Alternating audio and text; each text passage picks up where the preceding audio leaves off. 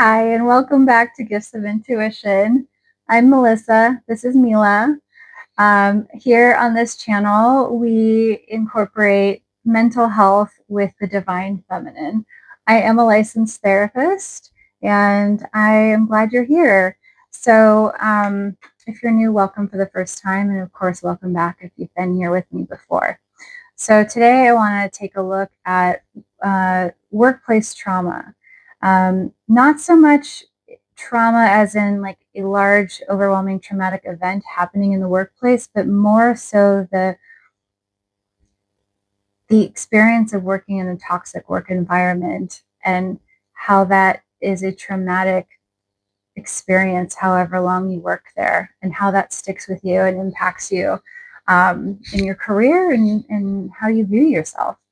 Um, and so it's by saying workplace trauma, it's more than just it's more than just stress or being overworked and burned out. It's that experience that changes the way you see yourself and your worth and your voice and your future.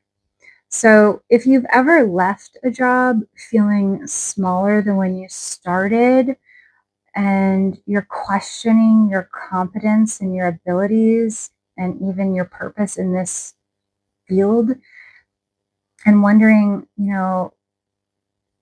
was it really that bad or was I just too sensitive or did I overreact? This episode's for you.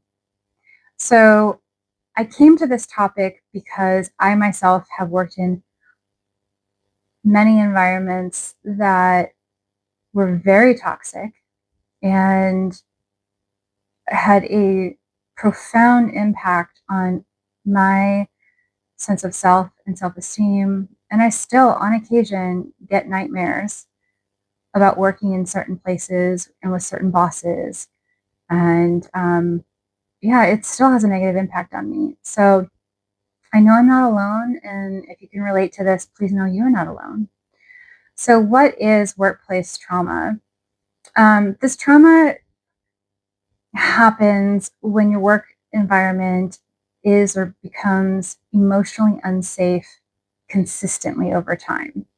So, it looks like chronic gaslighting, power imbalances that are used against you, being undermined, dismissed, or silenced, unrealistic expectations with little or no support, unjustly being blamed or thrown under the bus for things you may or may not have had anything to do with, superiors taking credit for your work, inequity in pay, promotions, and recognition, and even little or no paid time off or sick leave, or perhaps you have to work there for a long time before you get access to paid time off.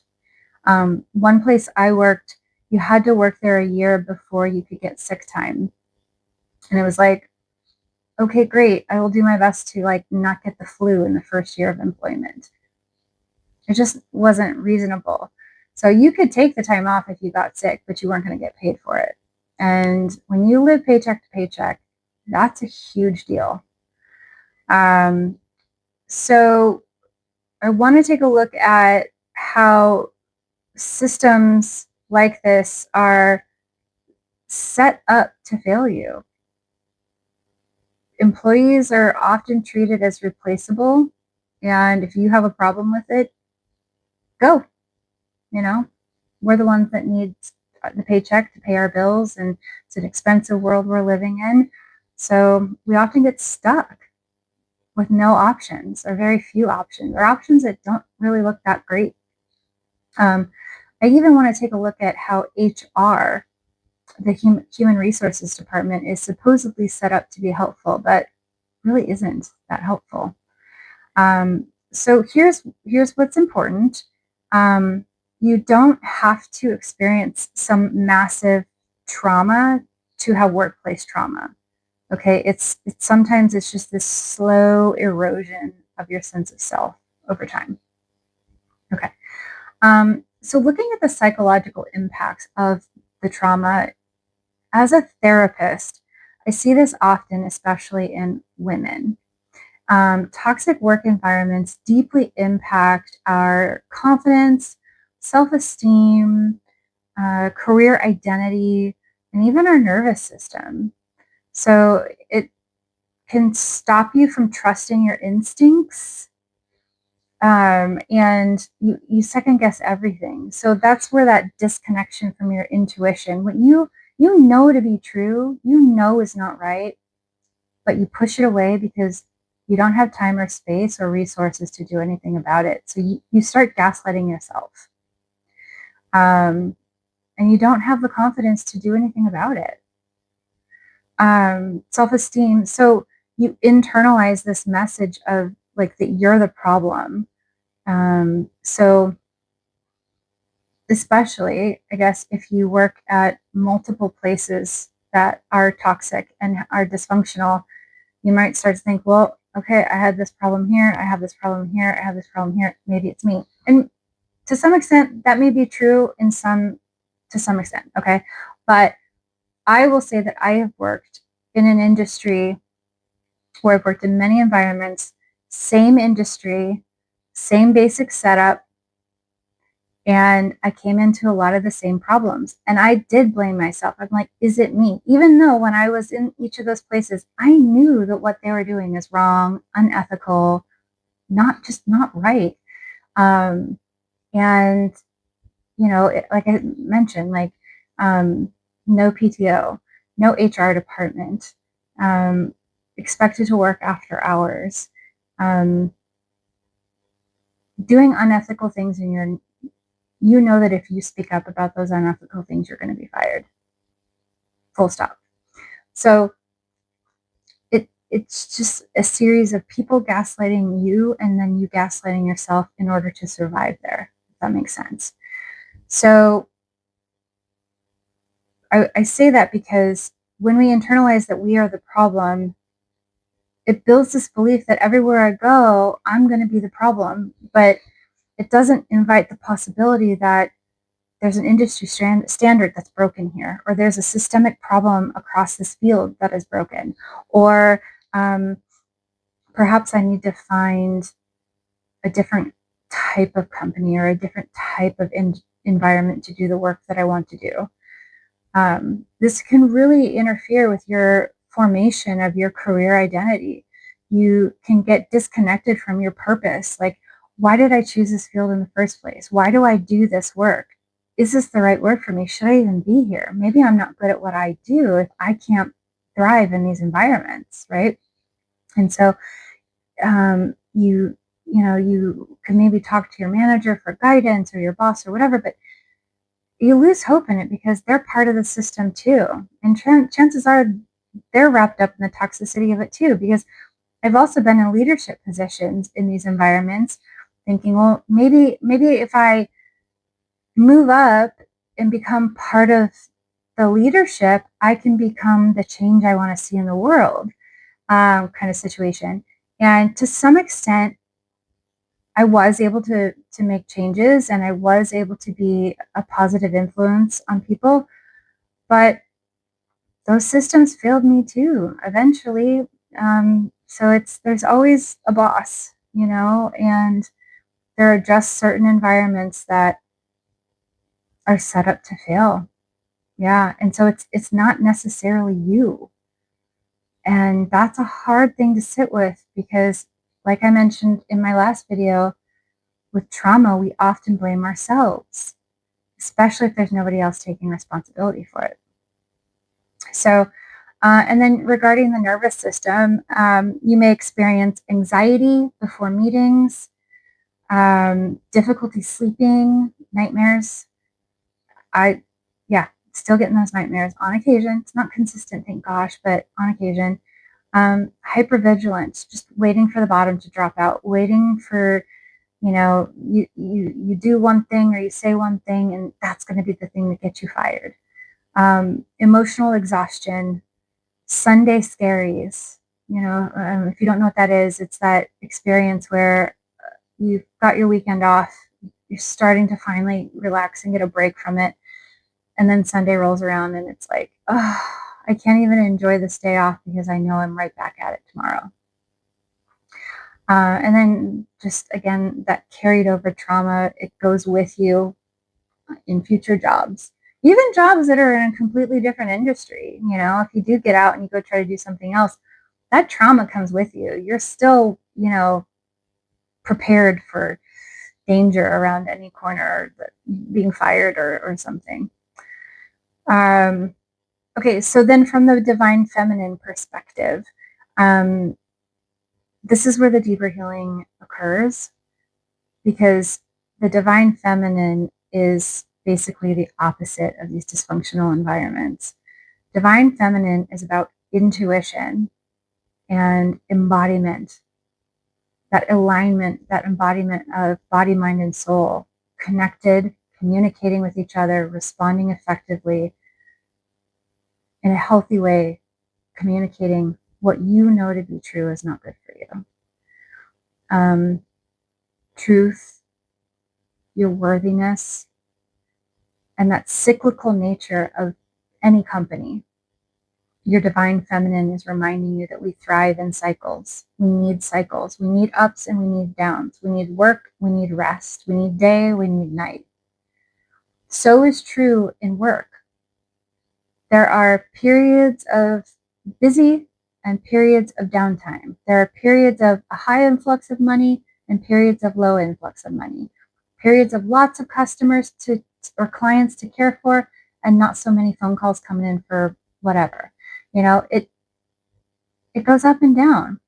And I don't know about you, but I've worked in many environments where if you work there long enough, you know, okay, in this time of the year, we tend to be busier, and this time of the year, we tend to be slower, but it will pick up again at this time of the year because it always does. And like as an employee, you know that.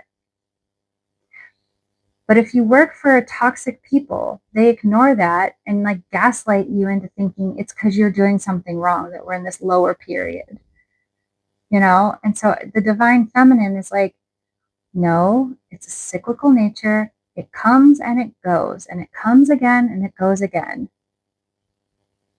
And it's important that we remember that, because quite often it's easy to blame the worker bees for not working hard enough or not doing something enough.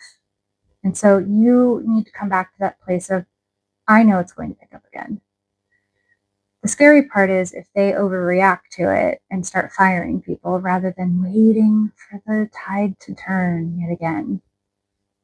I mean, I have been in a group email where a boss has literally like publicly shamed somebody in an email for something, when really it was just this. They were not comfortable in that cyclical nature. They needed it to be big money all the time, straight across. And it's like, that poor person. I was grateful I was not that person in that moment, but my gosh, even being a witness to that was traumatic, because then you know that could be me if I mess up. Yeah, it was awful. So toxic work environments, like I said, demand the opposite of what the divine feminine knows is true for us and what we need. So they demand overperformance, disconnection from your body. Don't listen to that stress, whatever. Yeah, you're tired, but you got to keep working. Silence over truth, constant output over rest. This creates a soul level dissonance because you're doing what you have to do, which is contrary to what you need to do. And eventually, you run out of having any bandwidth to work with. Many women are conditioned to be agreeable, smile more, not rock the boat, and prove their value through overworking. And companies take advantage of that we are programmed to be everything to everyone. But then there's nothing left for us. So the divine feminine says your worth is inherent, not earned through exhaustion. Your voice is sacred, not inconvenient. Your boundaries are wisdom, not weakness. So again, divine feminine says your value and your worth are inherent, even if your employer makes you feel like you have to earn it through exhaustion. Your voice is sacred, even if your employer tells you it's inconvenient. Your boundaries are wisdom, even if your employer makes you feel like it's a weakness.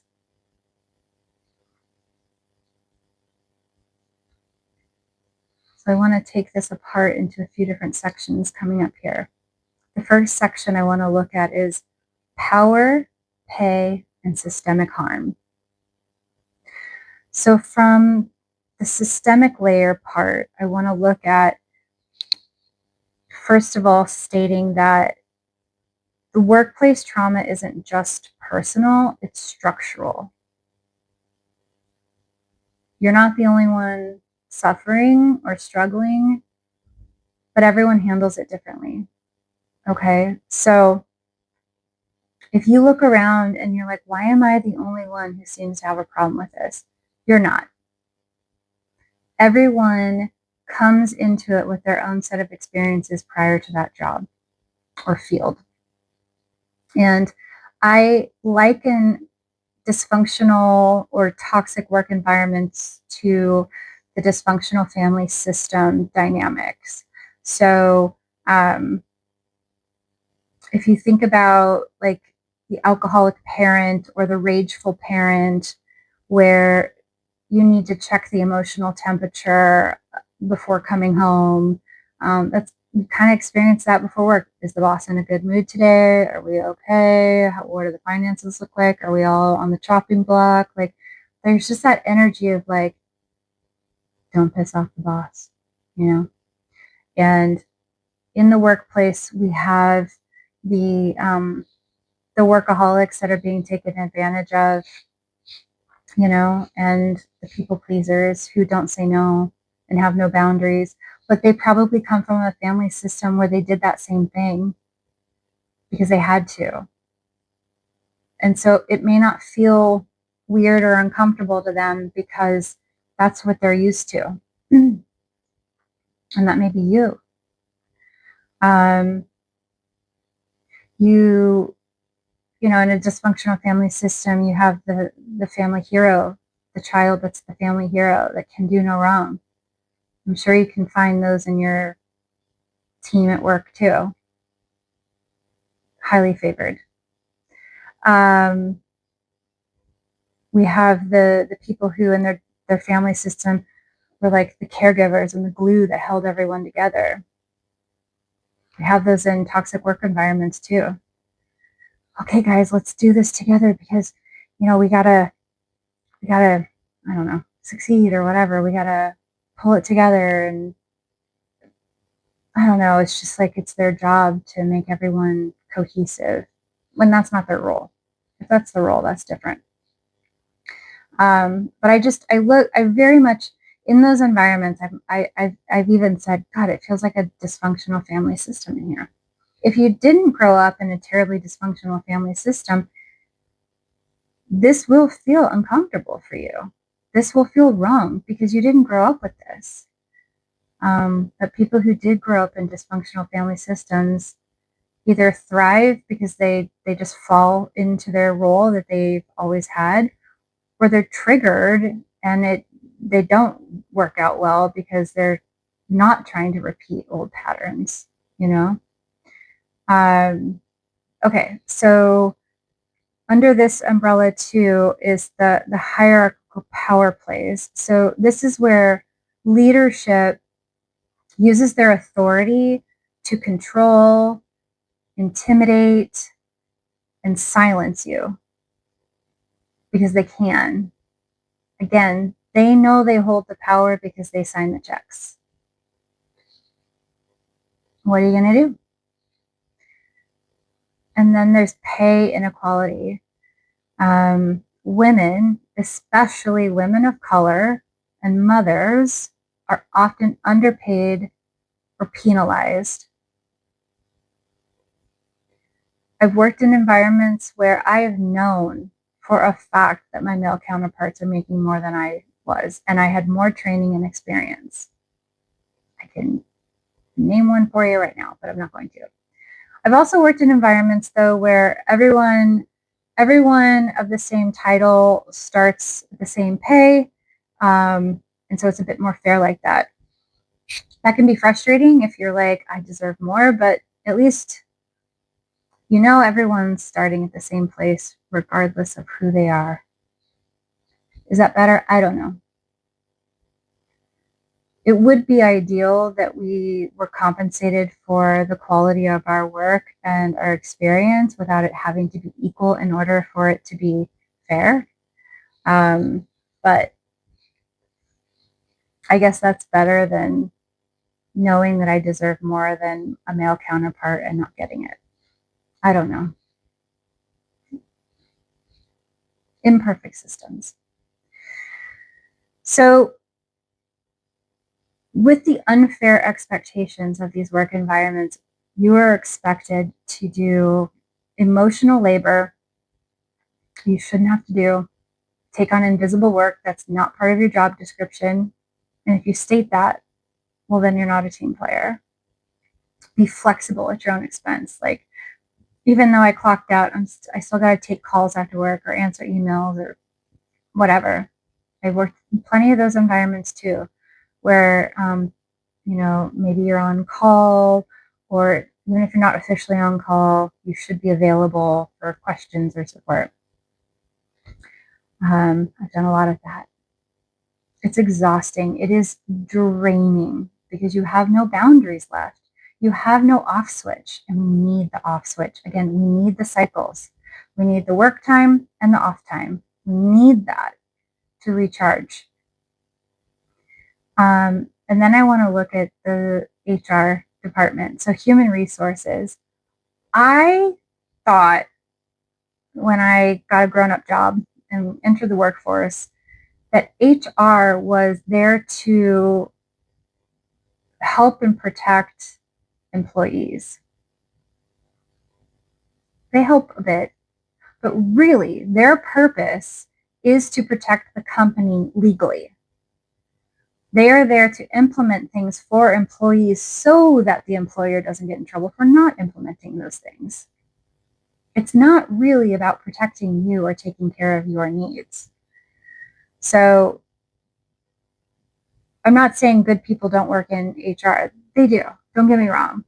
But just don't trust that as much as I did. Learn from my mistakes. I thought I could be open and candid with my HR representative, only to find out, oh, no, they're hired by the same people you're hired by. They're paid by the same people you're paid by.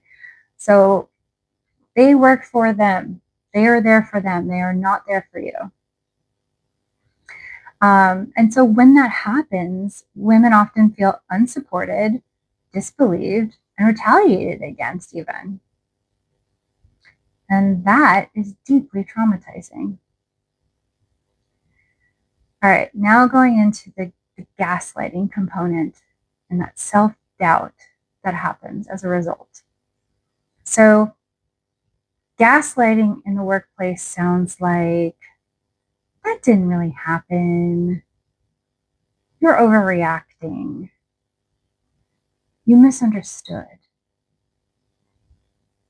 So again, making you question your own reality. Like, did I misunderstand? Because I swear that, whatever. And over time, this leads to confusion and self-doubt and a loss of inner authority. Your compass just is broken over time. And this is where the divine feminine becomes essential, because healing requires you to rebuild that trust in your intuition and say, I know what I experienced, and it was real, and it mattered, despite what they tell you. Healing and reclaiming your power. So healing from workplace trauma is not simply about getting a new job. That may be a component of it, but it's not as simple as that. Because a new environment doesn't necessarily mean it's going to be better. Often the toxicity can be industry-wide, not just the culture of that particular company. And that's what I've found. I worked at many places that were very similar to each other, just a different name above the door type deal. And I kept getting the same thing. And I burned out. And I don't work in those environments anymore. And so coming back to yourself is the ultimate goal here, reconnecting with your truth. And so what this looks like is reclaiming your narrative. And so what I mean by that is try it out. Get your journal, get a notebook, something, and write out your version of everything that's going on without judgment, without minimizing it. Right here and now, what's going on? Who said what? What's happening? What have you witnessed? Because it's your truth. Because somebody may try to convince you that didn't happen. It wasn't that bad. I want you to document it. This is your truth. Write it down so that you don't forget it. So if maybe you look back on it, you're like, did I overreact in that position? Read your notes. Oh no, that was really bad. Because, you tend to gloss over history sometimes. Reconnect with your body.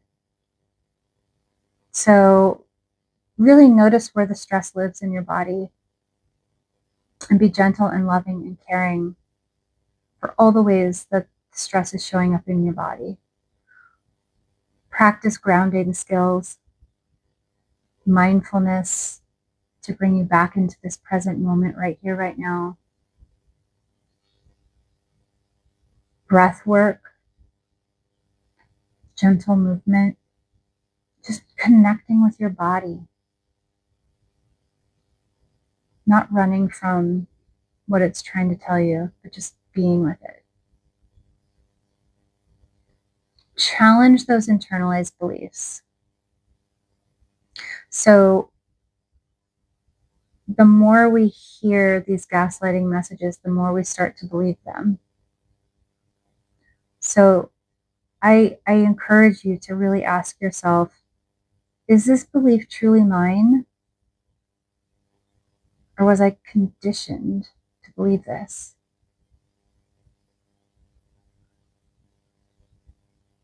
Come back to your truth. What do you know to be true? And then redefine your success. Success doesn't mean burnout. It doesn't have to mean burnout. So for me, what I've been practicing of recent is really just focusing on doing a good job at what I do. Are my clients cared for? Am I giving them the best I have to give them? Am I present? Am I showing up for them? Am I proud of the work that I do? And are my clients happy with the work that I do?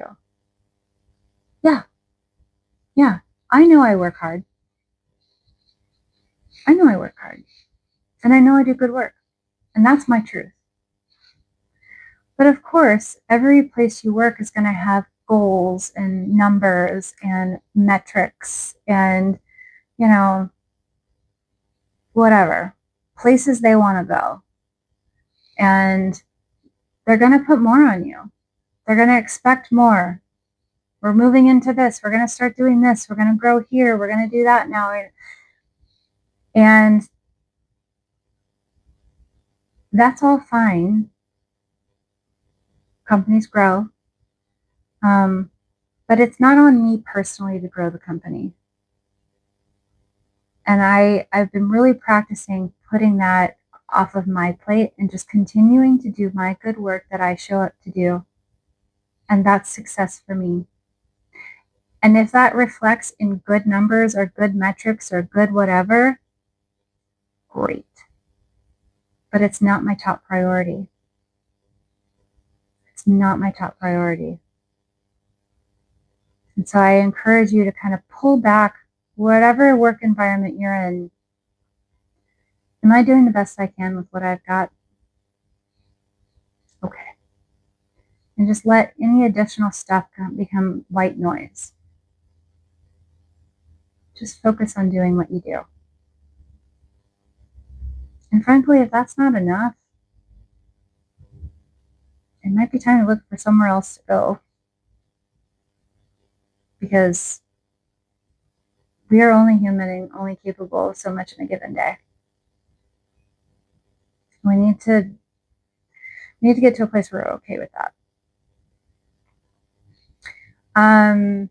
Setting those energetic boundaries. So this is even before any like external or physical boundaries. This is more of an internal boundary with yourself. It's that permission. Like, I don't have to abandon my true self to belong here. The work I do is good enough. I belong here. Yeah. Okay, so I guess in closing, if you experience workplace trauma, I want you to hear this clearly. So you are not too much. You are not too sensitive. You are responding to something that is not healthy.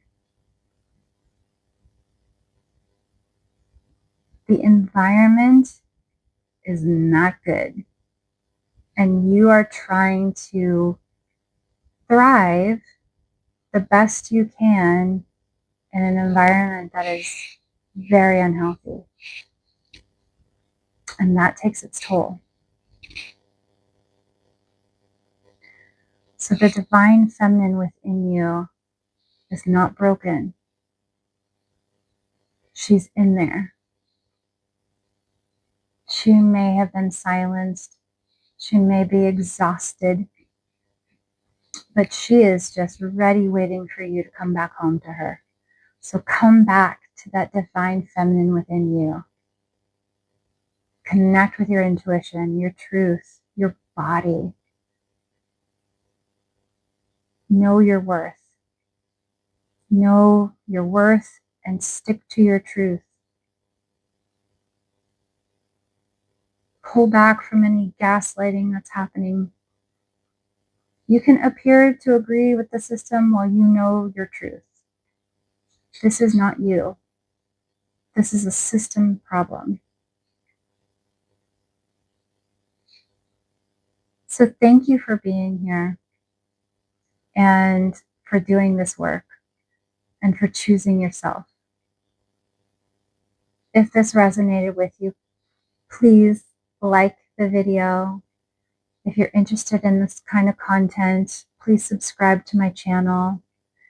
And if you know anyone who also could benefit from this video, please share this video or the channel with them. My goal is to reach as many women as I can with this content and offer what I have to offer. And so by commenting on my videos, liking, subscribing, sharing, you help me grow and get my word out there. So again, thank you for being here and showing up with me again today. And I hope this was helpful. And if you have any questions, please throw them in the comments. I'd be happy to respond. All right. So as always, trust your intuition.